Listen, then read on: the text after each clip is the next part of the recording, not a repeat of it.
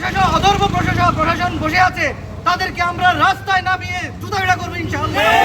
তার খুনিদের এখনো গ্রেপ্তার পর্যন্ত করতে পারে নাই। এর চেয়ে দুঃখজনক, এর চেয়ে লজ্জাজনক আমার মনে হয় কোন রাষ্ট্র ব্যবস্থা আর নেই। তাই আমাদের একটাই দাবি, এই খুনিদের যত দ্রুত সম্ভব আইনের আওতায় এনে কঠিন থেকে কঠিনতর শাস্তি দেওয়া হোক, যেন ভবিষ্যতে আর কোন হাতের মতো কাউকে খুন না হতে হয়। দিন দুপুরে একটা নাগরিককে গুলি করে হত্যা করা হয়, এই রাষ্ট্র যদি তার বিচার করতে না হয়, এই রাষ্ট্র আর রাষ্ট্র থাকে না, সেটা হয় খুনিদের আস্তানা।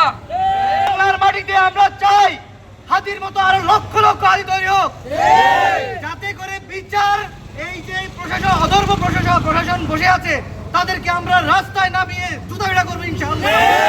বাংলার মাটিতে আর কোনো হাতি যাতে প্রাণ না যায়, যাতে আগামীতে আরো হাতি লক্ষ লক্ষ হাতির রাস্তায় যদি নেমে আসে, সেই প্রত্যাশা রেখে আমরা যাতে এই প্রশাসনকে হুঁশিয়ার করতে চাই, যাতে আগামীতে আমাদের কোনো বিপ্লবী ভাই রাস্তার মধ্যে মৃত্যুবরণ না করে, শহীদ না হয়। শহীদ শরীফ ওসমান হাদি শুধু একটি নাম নয়, ওসমান হাদি একটি বাংলাদেশ। ওসমান হাদি আধিপত্যবাদের বিরুদ্ধে বলিষ্ঠ কণ্ঠস্বর।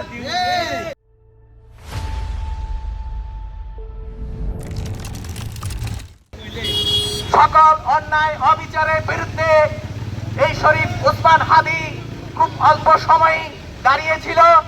শরীফ ওসমান হাদি বলেছিল, বীরের মতো মাত্র অল্প সময় বেঁচে থাকাই যথেষ্ট, কারোর সাথে আপোষ করে বা লেজুর ভিত্তি করে বেঁচে থাকবো না। এবং তিনি সেই কথা বলতে বলতে উনি প্রাণ দিয়েছেন এই দেশের জন্য, এই দেশের স্বাধীনতার সার্বভৌমত্বের জন্য, ইসলামের জন্য, ন্যায় বিচার প্রতিষ্ঠার জন্য। আমরা এখনো এই ফাসিস্ট দূর হওয়া যাওয়ার পরেও আমরা এই বাংলাদেশে এখনো ইনসাফ প্রতিষ্ঠা করতে পারি নাই। শরীফ ওসমান হাদি একজন মানুষ ছিলেন যিনি মাথায় গুলি খেয়েছেন, যিনি চিকিৎসাধীন ছিলেন, 18 তারিখ শাহাদাতের মৃত্যুবরণ করেছেন। শহীদ শরীফ ওসমান হাদির শরীরটা এখন কবরের মধ্যে বিদ্রোহী কবি নজরুল ইসলামের পাশে শায়িত রয়েছে। তার মানে কি শরীফ ওসমান হাদি চলে গেছে? শরীফ ওসমান হাদি শুধুমাত্র একটা শরীর নয়, শরীফ ওসমান হাদি একটা চেতনার নাম। শরীফ ওসমান হাদির দোষ কি ছিল?